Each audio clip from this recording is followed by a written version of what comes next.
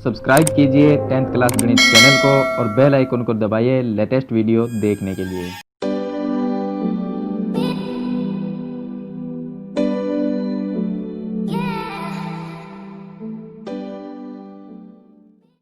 Hello students, आज हम प्रश्नावली नंबर 11.2 है जिसका प्रश्नावली का नाम है समरूपता यानी सिमिलरिटी। तो इसके कुछ उदाहरण हैं जो 11.2 एक्सरसाइज है, उससे पहले जो उदाहरण दिए गए हैं उनको हम इस वीडियो में सरल करेंगे। तो यहाँ पर जो पहला उदाहरण हमारे पास में आता है एग्जाम्पल, इसमें हमें दिया गया कि एक त्रिभुज ABC है जिसके अंदर DE और BC भुजा क्या है, समांतर है। तो यहाँ पर हम एक त्रिभुज बनाएंगे, DE और BC समांतर, तो BC नीचे वाली भुजा को लेंगे हम और यहाँ पर एक इसके समांतर भुजा बनाएंगे जिसका नाम होगा DE। तो इसका नाम यहाँ पर लिख देंगे DE और यहाँ पर ऊपर वाले शीर्ष का नाम हो गया A। तो ABC जो त्रिभुज है, BC के समांतर यहाँ पर भुजा है हमारे पास में DE। इसमें दिया गया है कि AD/DB बराबर 3/5 है। यदि AC की लंबाई दी गई है 5.6 इकाई, तो AE का मान हमें ज्ञात करना है। देखिए AD/DB, AD कितना है 3, ये हो गया AD, ये हो गया 3 और DB का मान है वो है 5। तो ये DB जो लंबाई है ये होगी 5 और AD जो है वो होगी 3। AC जो पूरी भुजा है कंप्लीट, यहाँ से लेके और यहाँ तक, इसका जो मान है वो है 5.6, ये दिया गया है। तो हमें AE का मान ज्ञात करना है। तो AE ये भुजा हो गई, A से E तक, इसका मान ज्ञात करना है। इसमें हम आधारभूत आनुपातिक जो प्रमेय है उसको हम काम में लेते हैं। तो यहाँ पर जो थेल्स, जिसको हम थेल्स प्रमेय भी कहते हैं, और एक उसका विलोम है। तो थेल्स प्रमेय और उसका विलोम मैंने आपको पीछे एक वीडियो में बता दिया था कि किस तरह से हम थेल्स प्रमेय उसको सिद्ध करना भी मैंने बताया था उस वीडियो के अंदर। अगर आपको वीडियो देखनी हो तो आई बटन पे वो वीडियो आपको मिल जाएगी। तो यहाँ पर हम इसमें बात करते हैं कि थेल्स जो प्रमेय है, वो थेल्स प्रमेय क्या है कि अगर कोई त्रिभुज होता है, उस त्रिभुज में अगर एक भुजा समांतर है, यानी कि त्रिभुज की किसी भुजा के समांतर अगर एक समांतर भुजा है हमारे पास में, जैसे BC के समांतर यहाँ पर DE है, तो ये जो DE भुजा है वो इन दोनों AB और AC भुजा को समान अनुपात में विभाजित करती है। तो ये जितना ये है उतना ही ये, यानी कि इसको हम बट्टे में लिख सकते हैं। तो AD/DB लिख सकते हैं और AE/AC लिख सकते हैं। तो चलिए यहाँ पर हम इसको इसी तरह से लिखेंगे कि AD/DB, क्योंकि त्रिभुज में किसी भुजा की अगर समांतर कोई भुजा है, कोई रेखा खींची गई है, ये जैसे कि BC के समांतर DE है, तो ये DE जो है वो AC भुजा और AB को समान भाग में विभाजित करती है, यानी कि इसको हम बट्टे में लिख सकते हैं। तो AD/DB लिख सकते हैं, AD/DB, और बराबर में लिख सकते हैं AE/EC। तो यहाँ पर AE/EC लिख सकते हैं। तो इसको हमने कैसे लिखा, तो यहाँ पर हम लिख देंगे थेल्स प्रमेय या आधारभूत आनुपातिकता प्रमेय। इस प्रमेय के द्वारा इस तरह से हम लिख सकते हैं। तो यहाँ पर हमें ज्ञात करनी है AE, जो AE है उसको हमें ज्ञात करनी है। तो उसको तो सेम ही रखेंगे। AD/DB का मान, हमें AD/DB का मान 3/5 दिया गया है, इसके जगह हम 3/5 लिख देंगे। और यहाँ पर इसी की हमें कोई ज़रूरत नहीं है, AE का मान हमें ज्ञात करना, तो इसको AE ही लिखेंगे। अब जो इसी है उसके हमें ज़रूरत नहीं है, तो उसके जगह हम क्या लिख सकते हैं, देखिए इसी भुजा ये है नीचे वाली, अगर इसको डायरेक्ट लिखे तो भी इसी है। इसको दूसरे तरीके से किस तरह से लिख सकते हैं कि पूरी AC में से माइनस अगर हम AE को कर देते हैं, पूरी भुजा में से ऊपर वाली को माइनस कर देते तो नीचे वाली इसी रह जाएगी। तो पूरी में से AE को हम माइनस कर देंगे। तो इसी को हम इस तरह से भी लिख सकते हैं। अब इसमें हम सभी का जो मान है वो लिखेंगे, 3/5 की जगह 3/5 ही लिखना है और बराबर में AE जो है इसका मान हमें ज्ञात करना है, तो इसको हम AE लिखेंगे। AC का मान हमें क्वेश्चन में दिया गया 5.6, यहाँ पर हमें लिखना है 5.6 माइनस AE की जगह AE लिखना है। अब इसको हम वज्र गुणा करेंगे, तो AE को 5 से गुणा करेंगे, या पहले चलिए इसको 3 को हम इससे गुणा करते हैं। तो ये क्या आ जाएगा हमारे पास में, आ जाएगा 3 को हम 5.6 माइनस AE से गुणा करेंगे और बराबर में AE को 5 से गुणा करेंगे, 5 AE बन जाएगा। यहाँ पर हम इसको गुणा कर लेंगे तो देखिए 5.6 को 3 से गुणा करेंगे तो ये हो जाएंगे 6 तिरी 18, 5 तिरी 15 और 1 16, यानी कि 16.8 आ जाएगा। माइनस ए को 3 से गुणा करेंगे तो 3 आ जाएगा, बराबर में 5 रह जाएगा। अब ए वाली जो संख्या है उसको एक साइड में रखेंगे, तो ये 3 है, तो इसको इस साइड में लेके आएंगे, ये भी प्लस में हो जाएगा और यहाँ पर ये भी प्लस में, तो ये प्लस में और 3 भी प्लस में, तो 5 और 3 कितने हो जाएंगे, 8 हो जाएंगे। तो 8 ये तो हो जाएंगे प्लस में, बराबर यहाँ पर हो जाएगा 16.8, ये हो जाएगा 16.8 हो जाएगा। अब 8 का इसमें भाग दे देंगे तो ए का जो मान आ जाएगा वो आ जाएगा 16.8 बटे में, इसके 8 आ जाएगी गुणा में तो भाग में, 16 में 8 का भाग देंगे 2 आएगा पॉइंट, 8 में 1 का भाग देंगे 1 आएगा, तो 2.1 इकाई ये आ जाएगा यहाँ पर ए का मान, जो कि हमें इस क्वेश्चन में ज्ञात करना था। तो ये उदाहरण नंबर इसका फर्स्ट हो गया। इसके बाद में हम शुरू करते हैं उदाहरण नंबर 2। अब देखिए इसका उदाहरण नंबर जो 2 है, इस उदाहरण में हमें दिया गया है कि दी गई आकृति में DE और BC क्या है, समांतर। तो ये DE हो गई, ये भुजा, और ये BC हो गई, ये दोनों समांतर है। तो AD बराबर x, AD का मान x है, DB का मान x माइनस 2, तो AD देखिए ये हो गई AD भुजा, और नीचे वाली हो गई ये हो गई DB। उसके बाद में AE, तो ये हो गई AE, और EC ये हो गई EC। इनका सभी का मान दिया गया, हमें ज्ञात करना है x का मान। तो जो आधारभूत अनुपातिकता प्रमेय उसके द्वारा हम इसको लिखेंगे। तो सबसे पहले देखिए यहाँ पर उसके द्वारा कैसे लिखेंगे, अगर इस त्रिभुज को थोड़ा सा इस तरह से बनाया जाए, या तो ये त्रिभुज किस तरह से, हमें अगर इस तरह से बनाया जाए तो ये भुजा इसके समांतर दी गई है। त्रिभुज में किसी एक भुजा की अगर कोई समांतर रेखा है तो वो समांतर जो है, जो रेखा, वो दो भुजाओं को क्या है, समान भाग अनुपात में विभाजित करती है। तो यहाँ पर हम ये लिख देंगे कि AD बटे DB, इसके बटे में ये आ जाएगी DB।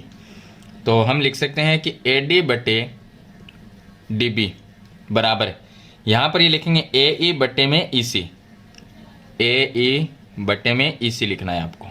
और ये कौन सी है, थेल्स प्रमेय से, जिसको हम थेल्स प्रमेय भी कहते हैं, या आधारभूत अनुपातिकता प्रमेय भी इसको हम कहते हैं। अब इसमें सभी का मान लिख देंगे, तो सिंपल क्वेश्चन है। तो देखिए सबसे पहले AD का मान कितना है, x है, AD की जगह x लिखना है। DB का मान x माइनस 2 वो लिख देंगे। AE का मान x प्लस 2, और इसके बटे में EC का मान x माइनस 1। चलिए इनको ब्रैकेट में लिखते हैं। यहाँ पर वज्र गुणा करेंगे तो x को इसके साथ में गुणा करेंगे तो x गुणा x माइनस 1 आ जाएगा। इन दोनों ब्रैकेट को गुणा करेंगे तो ये x प्लस 2 और x माइनस 2। यहाँ पर ये गुणा करेंगे तो ये हो जाएगा x स्क्वायर माइनस x हो जाएगा। यहाँ पर देखा जाए तो एक बार प्लस और एक बार माइनस में है, तो इसको हम इस तरह से लिख सकते हैं x का स्क्वायर और माइनस 2 का स्क्वायर। तो ये हो जाएगा x स्क्वायर माइनस x, जैसे हम समीकरण सरल करते हैं उसी तरह से ये किया है। x का स्क्वायर x स्क्वायर 2 का स्क्वायर 4 हो जाएगा। यहाँ पर ये सेम है क्योंकि बराबर के दोनों साइड में दोनों ही प्लस के हैं, तो कट जाएंगे, माइनस से माइनस कट जाएगा, तो x का मान आ जाएगा हमारे पास में 4। ये होगा x का मान। तो इस तरह से आपको ये क्वेश्चन है, जो उदाहरण है उसको सरल करना है आपको। चलिए इसके बाद में हम शुरू करेंगे उदाहरण नंबर 3। अब देखिए इसमें उदाहरण नंबर 3 है, इसको हम शुरू करेंगे। शुरू करने से पहले वीडियो को लाइक कर दीजिए और चैनल को सब्सक्राइब कर लीजिए, ताकि इसी प्रकार की वीडियो की नोटिफिकेशन है वो आगे भी आपको मिलती रहे। तो चलिए आगे बढ़ते हैं वीडियो में। तो यहाँ पर जो उदाहरण नंबर 3 है, इसमें एक समलंब चतुर्भुज ABCD है, जिसमें AB और DC भुजा क्या है, समांतर दी गई है। तो यहाँ पर हम एक समलंब चतुर्भुज बनाएंगे। तो ये AB भुजा मान लेंगे इसको, और यहाँ पर इस तरह से एक समलंब चतुर्भुज होगा। इसके अंदर ऊपर वाली तो AB है, ये AB हो जाएगी, और यहाँ पर ये हो जाएगी CD। तो इसके अंदर ABDC, ये भुजा AB और ये DC, ये क्या है, समांतर है। यहाँ पर दिया गया है कि AD व BC पर क्रमश बिंदु E और F। AD पर बिंदु E है, ये AD है, इस पे कोई बिंदु है यहाँ पर E, और दूसरा है BC पर बिंदु है F, ये BC हो गई, इस पे बिंदु है F। इस प्रकार स्थित है कि EF समांतर AB, EF है वो भी AB क्या हो गई, समांतर। EF अगर लाइन को हम इस तरह से मिलाते हैं तो वो ये लाइन भी AB क्या है, समांतर। AB के समांतर है, इसके समांतर, तो अपने आप क्योंकि ये दोनों समांतर, तो ये भी क्या हो, समांतर हो। सिद्ध करना है AE बटे में ED। तो देखिए ए ई बटे में ई डी और बी एफ और बटे में एफ सी, तो बी एफ बटे में एफ सी, ये हमें सिद्ध करना है। सबसे पहले हमें यहाँ पर लिखना है कि हमें दिया है, इसके अंदर यहाँ पर हमें क्या दिया गया है, ये दो भुजाएं ये समांतर दी गई हैं, तो हम लिख सकते हैं हमें दिया गया है कि ए बी समांतर है डी सी और दूसरा दिया गया है ई एफ समांतर है ए बी, ये दिया गया है। तो ये एक समलंब चतुर्भुज है, इसमें ये दो चीज समांतर दी गई है।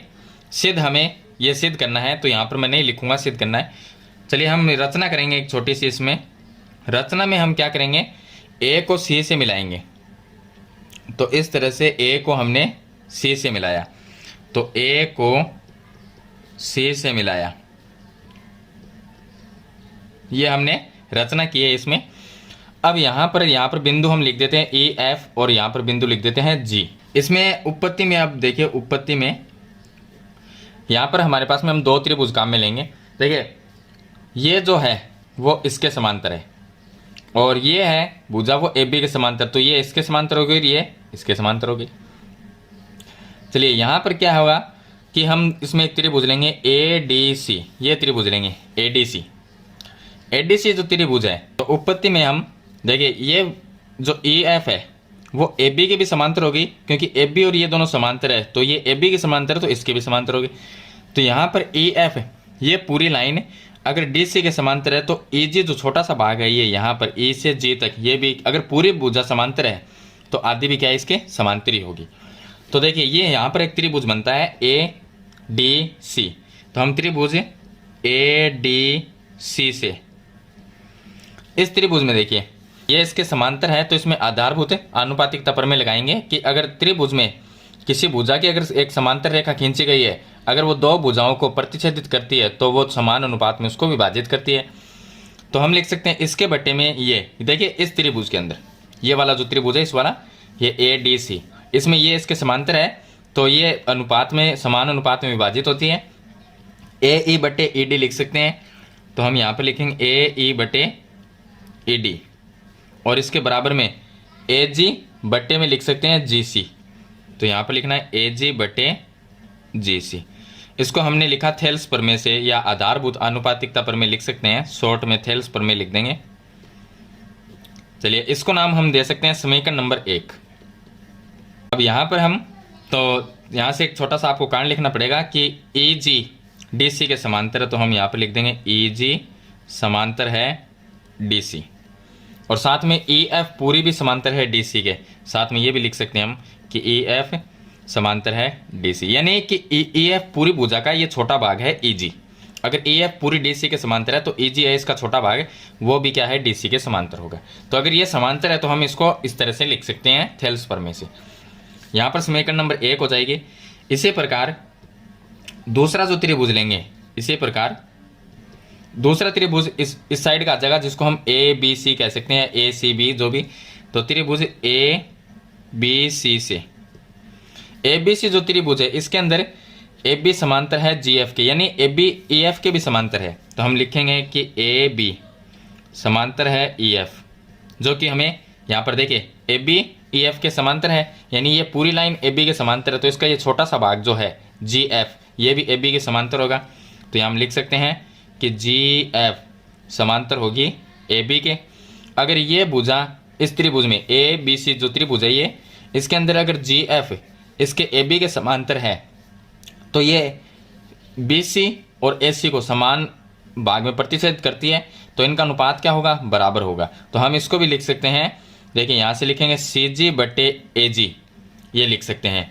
तो यहाँ पर हम इसको लिख सकते हैं, तो इसको यहाँ से इस तरह से लिख सकते हैं ए जी बटे जी सी, तो ए जी बटे जी सी, या पहले हम ये भुजा लिख देंगे इस साइड वाले लिख सकते हैं बी एफ बटे सी एफ, तो यहाँ पर हम लिखेंगे बी एफ बटे एफ सी, ये लिख देंगे। तो यहाँ पर हमने लिखा बी एफ, ये बी एफ बटे एफ सी, तो बी एफ बटे एफ सी और इसके बराबर में ए जी बटे जी सी लिख सकते हैं, ए जी बटे जी सी। यहाँ पर इसको नाम ये भी थेल्स प्रमेय से लिखा है हमने, तो इसको भी लिख देंगे आधारभूत आनुपातिकता प्रमेय या थेल्स प्रमेय। यहाँ पर समीकरण नंबर 2 नाम दे देंगे। यहाँ पर एक चीज़ ये है कि समीकरण 1 और 2 से AG बटे GC एक साइड अगर बराबर है तो दूसरी साइड भी क्या होगी, बराबर होगी। यहाँ पर हम लिखेंगे समीकरण 1 व 2 से एक साइड बराबर है तो दूसरी साइड को हम बराबर लिख सकते हो। तो AE बटे ED ये लिखेंगे AE बटे ED, और दूसरा लिखेंगे BF बटे FC, बराबर में लिखेंगे BF बटे FC। तो इस तरह से आपको इस क्वेश्चन को सिद्ध करना है। तो यहाँ पर लिख देंगे हम इति सिद्धम। तो यहाँ पर ये चीज़ सिद्ध करनी थी AE बटे ED बराबर में BF बटे FC। तो ये चीज़ हमने सिद्ध कर दी। सिंपल क्वेश्चन, आपको बस इसमें ज़्यादा नहीं है, समांतर दे रखी है, यहाँ पर एक रचना करनी है ऐसे, एक साइड वाला ये त्रिभुज लेना है और दूसरी साइड वाला ये करना है। आधारभूत आनुपातिकता प्रमेय या थेल्स प्रमेय आपको लगानी है इसमें कि अनुपात है वो समान अनुपात में जो रेखा है वो इसको प्रतिच्छेदित करती है, तो अनुपात इनका समान रहेगा, तो इसको बटे में लिख सकते हैं। यहाँ पर दो समीकरण बनाएंगे, दोनों समीकरण में एक साइड बराबर है तो दूसरी साइड को बराबर लिख सकते हैं, तो हमने ये लिख दिया, तो ये क्वेश्चन हमारा सिद्ध हो जाएगा। तो इस तरह से आपको ये सिद्ध करना है। चलिए इसके बाद में हम उदाहरण नंबर 4 को सरल करेंगे। अब देखिए इसका उदाहरण नंबर जो 4 है उसको हम सरल करेंगे। तो इसमें हमें दिया गया है कि ABCD एक चतुर्भुज है। तो ये होगा हमारे पास में ABCD एक ये चतुर्भुज है जिसकी भुजाएं AB BC CD। तो AB BC और CD और DA भुजाओं पर बिंदु कौन से हैं, PQRS है। तो ये भुजाओं पर देखिए PQRS ये बिंदु इस पे स्थित है। इस प्रकार है कि ये चतुर्भुज के शीर्ष, चतुर्भुज का जो शीर्ष है यहाँ पर A व C के सापेक्ष है। तो A और C इसके सापेक्ष है, इन्हें समत्रिभाजित करते हैं। तो ये जो है ये बिंदु जो P है वो AB जो है इसके AC के सापेक्ष है, AB को समत्रिभाजित करता है। यानी कि यहाँ पर जो P है, ये जो लाइन है AP वो इसके दुगुनी, इसके ये PB है वो इसका दुगुना है।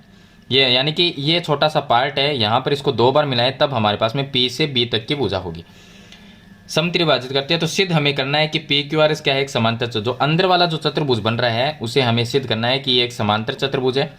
अब समांतर चतुर्भुज सिद्ध करने के लिए हमें आमने सामने की जो भुजाएं हैं इनको समांतर करना, यानी समांतर सिद्ध करना होगा। तो सबसे पहले हम यहाँ पर लिखेंगे कि हमें दिया गया है कि PQRS बिंदु कहाँ स्थित है, AB BC। तो इसका नाम लिखेंगे बिंदु AB BC CD और DA पर इस प्रकार स्थित है। तो ये इस प्रकार स्थित है कि इसको समत्रिभाजित कर रहे हैं, यानी AC के सापेक्ष समत्रिभाजित का मतलब हो गया कि अगर हमें यहाँ से BP का मान निकालना है, BP, अगर हम BP का मान निकाले तो क्या होगा, BP दुगुनी है AP की, तो हम लिखेंगे 2 गुना AP। AP को 2 से गुणा कर देंगे तब हमारे पास में BP के बराबर होगी। इसी तरह से अगर ये भुजा लेनी है BQ, तो हम यहाँ पर लिखेंगे, चलिए BQ है वो दुगुनी किसकी है, आगे वाले QC की। तो क्योंकि ये पार्ट है वो इसका दुगुना है, तो ये हो जाएगा QC। इसी तरह से यहाँ पर बड़ी भुजा कौन सी है, DR। तो यहाँ पर हमें लिखना है DR, ये छोटी भुजा की दुगुनी है तो RC, तो इसको लिख देंगे 2 गुना RC। इसी तरह से यहाँ इसमें बड़ी भुजा है DS, ये दुगुनी हो जाएगी ये छोटी जो है SA की। तो ये चीज़ हमें दी गई है क्योंकि इसके SC के सापेक्ष से वो समत्रिभाजित करता है। अब इसमें हमें एक रचना की है, रचना में मैंने A को C से जो मिलाया है वो इसमें रचना है, तो हम रचना में लिखेंगे। तो ऐसा हमें सिद्ध करना है, वो मैं यहाँ पर नहीं, चलिए लिख लेते हैं या, तो हमें सिद्ध करना है कि PQRS एक समांतर चतुर्भुज है, ये इसमें हमें सिद्ध करना है। और रचना में इसमें हमने लिखा है, रचना में ये लिखेंगे कि A को C से मिलाया, तो A को C से मिलाया। चलिए अब इसकी बात करते हैं हम उपपत्ति की। तो उपपत्ति के अंदर, उपपत्ति में हम पहले एक त्रिभुज लेंगे DAC, ये त्रिभुज हमें लेना है इसमें। तो त्रिभुज या इसको नाम ADC भी लिख सकते हैं, जो ABCD के अक्षर के अनुसार लिख देंगे, ADC लिख सकते हैं या DAC, जैसे भी आप लिखना चाहें। तो चलिए इसको लिखते हैं त्रिभुज ADCC। तो ये ADC, इसमें क्या होगा कि ये जो है DA, ये पूरी भुजा DA, इसके बीच में ये एक पॉइंट है, तो इसको हम बट्टे में अगर लिखें DS बटे SA, तो इसको अगर लिखें DS बटे SA, तो इसमें DS और SA, तो DS का मान देखिए यहाँ से हम लिख सकते हैं कि DS का मान है 2SA, तो ये हो जाएगा 2SA, ये हो गया। और SA है, इसका कोई मान नहीं है, तो SA की जगह SA, ये इससे कट जाएगा, इसका आंसर आ जाएगा 2। यहाँ पर समीकरण नंबर 1 नाम देंगे इसको। इसी तरह से ये भुजा जैसे ली है हमने, DA ली है, इसी तरह से ये जो भुजा है इसी त्रिभुज के अंदर ADC त्रिभुज में DC जो भुजा है, DC में इसको भी लिख सकते हैं, इसके बट्टे में अगर ये भुजा लिखें तो DR बटे RC, तो यहाँ पर भी लिख सकते हैं DR बटे RC। DR का मान यहाँ से हम लिख सकते हैं 2RC, और इसके बट्टे में लिखेंगे RC। अब यहाँ पर RC से RC कैंसिल हो जाएगा और इसका आंसर आ जाएगा 2। यहाँ पर इसको नाम देंगे समीकरण नंबर 2। समीकरण 1 और 2 से यहाँ पर अगर एक साइड बराबर होती है, यहाँ पर भी संख्या 2 है और यहाँ पर भी संख्या 2 है, एक साइड बराबर है तो दूसरी साइड को हम बराबर लिख सकते हैं। इसको लिखेंगे DS बटे SA, बराबर में लिखना है DR बटे RC, DR बटे RC। इसमें DS और SA, देखिए D हो गई DS और SA, एक ये भुजा हो गई जो हमने त्रिभुज लिया था, और दूसरी हो गई DR बटे RC, ये DR बटे RC। यानी कि किसी त्रिभुज में अगर भुजाओं का अनुपात बराबर है तो वो थेल्स प्रमेय के विलोम से उसको, उसमें जो SR है ये AC की क्या हो जाएगी, समांतर हो जाएगी। ये थेल्स प्रमेय है, थेल्स प्रमेय का जो विलोम है जिसको आधारभूत आनुपातिकता प्रमेय हम कहते हैं।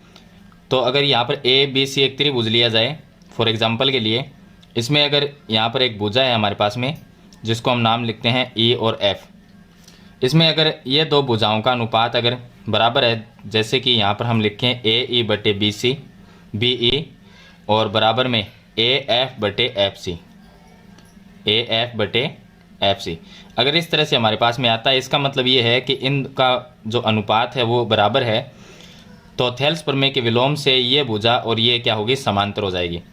इसी तरह से यहाँ पर इनका अनुपात अगर बराबर है तो SR जो है वो AC के क्या हो गई, समांतर, ये AC के समांतर हो जाएगी। तो इसको हम लिख सकते हैं कि SR समांतर है AC, ये हो जाएगा थेल्स प्रमेय का विलोम, थेल्स प्रमेय का विलोम। इसी प्रकार हम तो यहाँ पर लिखेंगे कि इसी प्रकार अगर यहाँ पर ये त्रिभुज लिया जाए ABC, तो इसी प्रकार हम ABC त्रिभुज में भी इन्हें का अनुपात है वो बराबर करेंगे, तो PQ जो भुजा है वो भी क्या हो जाएगी, AC के समांतर हो जाएगी। तो लिखेंगे इसी प्रकार त्रिभुज ABC से, ABC जो त्रिभुज है इसमें AB भुजा और यहाँ पर ये हो गई BC। AB के अंदर हम इसको लिख सकते हैं BP बटे में PA, तो इसको हम लिखेंगे BP बटे में PA। अब इसका जो मान है वो यहाँ पर लिख देंगे, BP का मान जो है वो यहाँ से लिखेंगे 2AP के बराबर है, तो यहाँ पर लिख देंगे 2AP, और यहाँ पर जो PA है इसको AP भी लिख सकते हैं हम, AP, यहाँ से ये कट जाएगा तो इसका भी उत्तर आ जाएगा 2।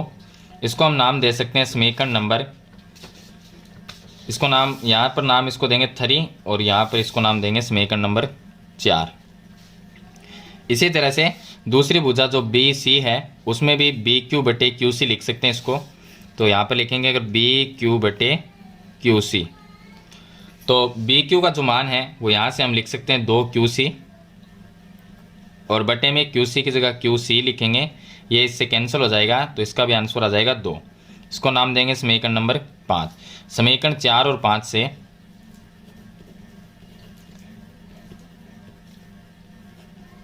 इन दोनों समीकरण से अगर एक साइड बराबर है, यहाँ पर भी आंसर 2 आया है और यहाँ पर भी 2 है, तो दूसरी साइड क्या है, बराबर हो जाएगी। तो इन दोनों को हम बराबर लिख सकते हैं। यहाँ पर हम लिखेंगे बी पी बटे पी ए बराबर में बी क्यू बटे क्यू सी, ये लिख देंगे। इसका मतलब ये हुआ कि यहाँ पर जो हमने ये त्रिभुज लिया था, यहाँ पर ये जो त्रिभुज हमारे पास में इस तरह से, ये ए भुजा है, ये बी हो गई और यहाँ पर ये सी है। यहाँ पर पॉइंट है क्यू और यहाँ पर है ये पी। तो ये पी और क्यू इस तरह से ये हो गई। तो देखिए इसका मतलब ये होगा कि बी पी बटे पी, इसके इस भुजा के बटे में ये है और बराबर में इसके बटे में ये है, यानी कि अनुपात क्या है इनका, बराबर है। तो ये जो भुजा है पी क्यू वो क्या होगी, ए सी के समांतर हो जाएगी। तो हम यहाँ पर लिख सकते हैं कि पी क्यू जो भुजा है वो समांतर हो जाएगी ए सी के। ये हम लिखते हैं आधारभूत आनुपातिकता प्रमेय के विलोम से। तो यहाँ पर हम लिख देंगे आधारभूत आनुपातिकता प्रमेय के विलोम से। इसको समीकरण नंबर हम नाम दे सकते हैं 6। अब यहाँ पर देखा जाए तो समीकरण नंबर 3 और समीकरण नंबर 6, यहाँ पर एस आर एस सी के समांतर है। तो हम लिखेंगे समीकरण नंबर 3 व 6 से। यहाँ पर 3 नंबर में एस आर ए सी के समांतर है, तो एस आर समांतर है ए सी, और ये तो समीकरण नंबर 3 है।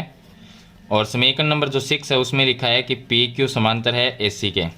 अगर एक पार्ट यहाँ पर देखिए ये दोनों साइड सेम है तो ये भी क्या है, एक दूसरे के समांतर हो जाएगी। ये समीकरण नंबर 6 है। तो यहाँ पर लिखेंगे हम एस आर समांतर है पी क्यू। ये दो भुजाओं को हमने समांतर कर दिया, एस आर और पी क्यू को। यहाँ पर ये है एस आर और ये है पी क्यू, यानी इस चतुर्भुज को हमें समांतर चतुर्भुज सिद्ध करने के लिए दो भुजाओं को हमने यहाँ पर समांतर कर दिया। बाकी जो दो भुजाएं हैं इसी प्रकार ये जो सामने वाले त्रिभुज हैं इनको लेकर अगर हम इस तरह से सिद्ध करेंगे तो इन भुजाओं को भी हम सिद्ध कर सकते हैं। तो यहाँ पर हम लिखेंगे इसी प्रकार, आपको कंप्लीट लिखने की इसकी कोई ज़रूरत नहीं है, हम लिख देंगे इसी प्रकार एस पी जो भुजा है वो आर क्यू के बराबर सिद्ध कर सकते हैं। तो हम यहाँ पर लिखें इसी प्रकार एस पी समांतर आर क्यू को सिद्ध किया जा सकता है।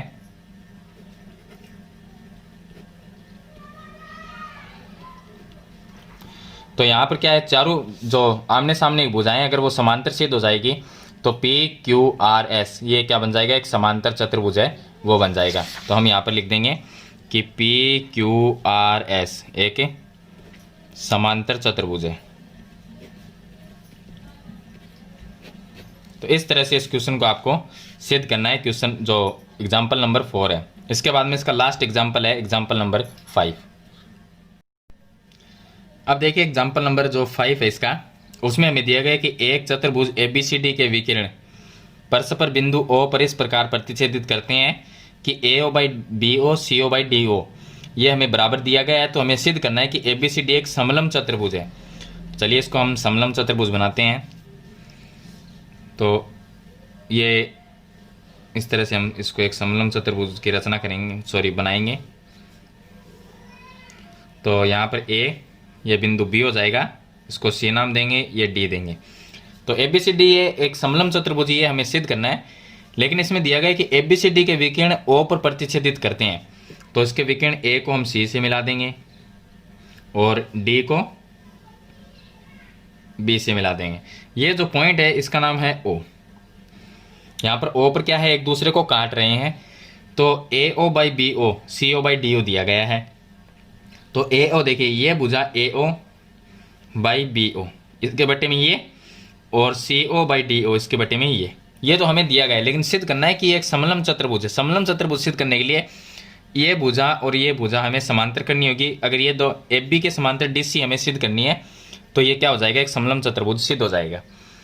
सबसे पहले हम लिखेंगे कि हमें जो दिया है वो लिखेंगे। दिया क्या है, तो हम सिंपल सा ये लिख देंगे, दिया है हमें कि AO बाई BO बराबर CO बाई DO, ये इसमें लिख देंगे। अब यहाँ पर हम रचना करेंगे, सिद्ध करेंगे। तो पहले हमें सिद्ध करना है।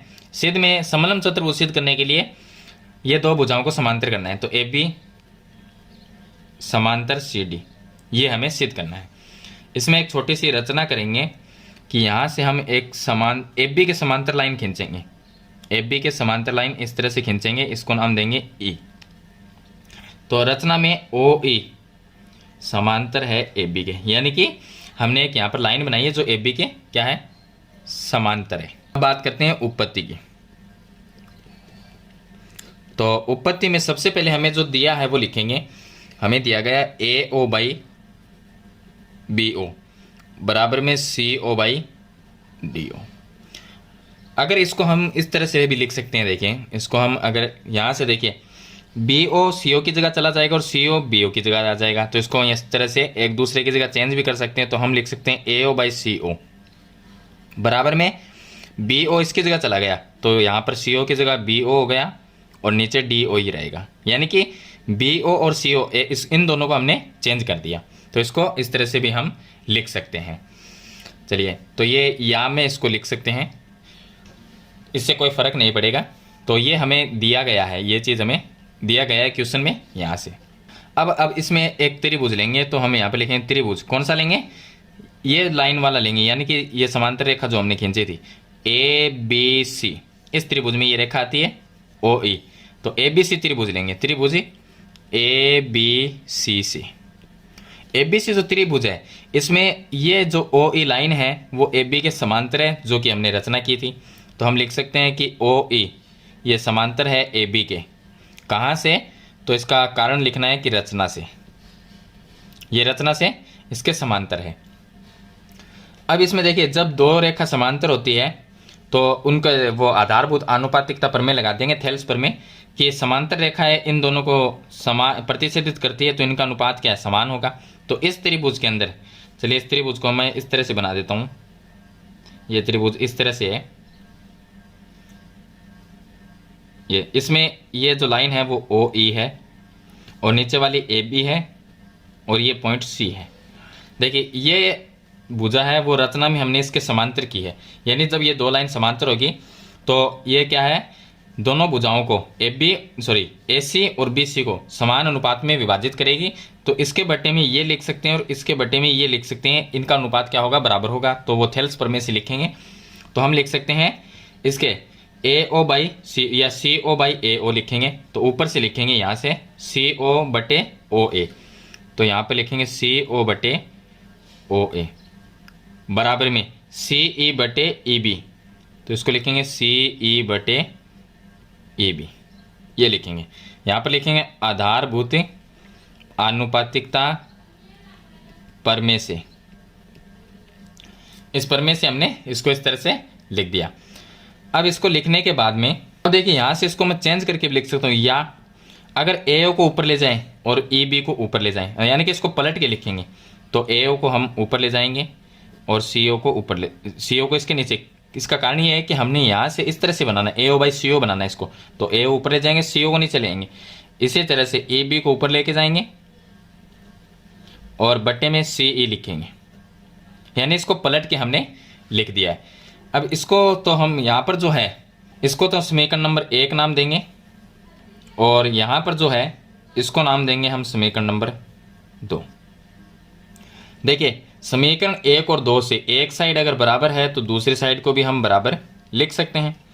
तो हम यहाँ पर लिखेंगे कि समीकरण 1 व 2 से एक साइड बराबर तो दूसरी साइड, यानी कि ये इसके बराबर है तो बी ओ बटे डी ओ ई बी बटे ई सी के बराबर हो जाएगा। तो इसको लिखेंगे बी ओ बटे डी ओ बराबर ई बी बटे सी ई, ये इसके बराबर हो जाएगा। अब यहाँ पर देखा तो B O by D O, तो ये हो गया बी ओ बटे डी ओ, ये हो गया, और ई बी तो ये हो गया, ये भुजा ई बी और इसके बटे में सी ई, ये सी ई, यानी कि इसके बटे में ये भुजा आ गई, इसके बटे में ये भुजा। अगर किसी त्रिभुज में भुजाओं का अनुपात अगर बराबर है तो उसके अंदर जो ये रेखा होती है वो इसके समांतर हो जाएगी, तो ओ ई डी सी के समांतर हो जाएगी। ये आनुपातिकता प्रमेय जो है उसका विलोम है, उसके विलोम से अगर भुजाओं का अनुपात बराबर है तो जो तीसरी भुजा के एक भुजा जो त्रिभुज के अंदर होती है, यानी कि जो खींची गई रेखा, वो तीसरी भुजा क्या होगी, समांतर होगी।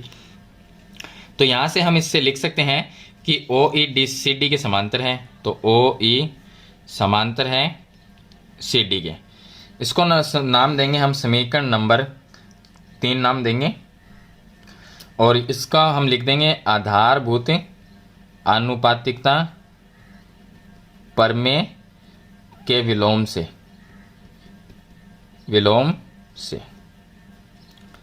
ये हो गया इसके विलोम से, यानी कि किसी त्रिभुज के अंदर भुजाओं का अनुपात बराबर है तो वो तीसरी भुजा की समांतर हो जाएगी।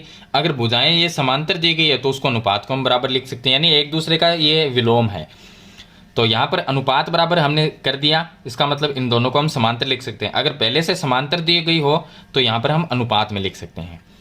तो ये इसके समांतर ओ ए और सी डी क्या होगी, समांतर। ये भुजा सी डी के ओ ए सी डी के समांतर हो गई। लेकिन हमने रचना में एक चीज़ लिखी थी यहाँ पर रचना में कि ओ ए जो है वो ये भुजा ए बी के समांतर भी है, और ओ ए को हमने सी डी के समांतर भी कर दिया।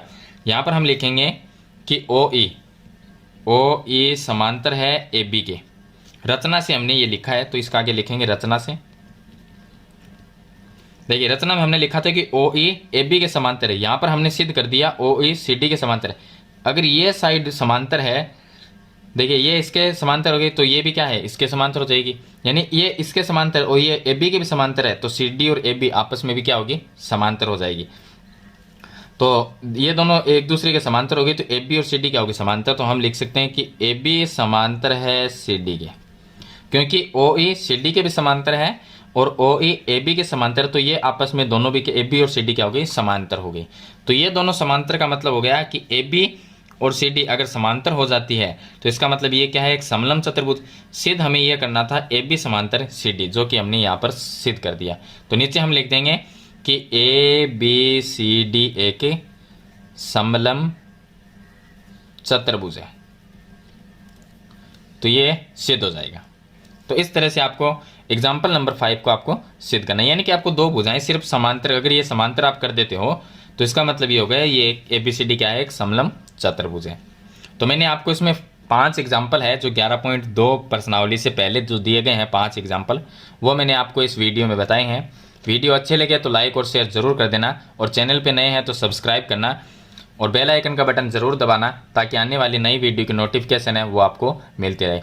और हमारे अदर्स जो चैनल है उन पे भी आप विजिट करना, उन चैनल को सब्सक्राइब करना, ताकि उनकी भी नई वीडियो की नोटिफिकेशन वो आपको मिलती रहे। आज की वीडियो में इतना ही, मिलते हैं नई वीडियो नए टॉपिक के साथ, तब तक के लिए थैंक यू।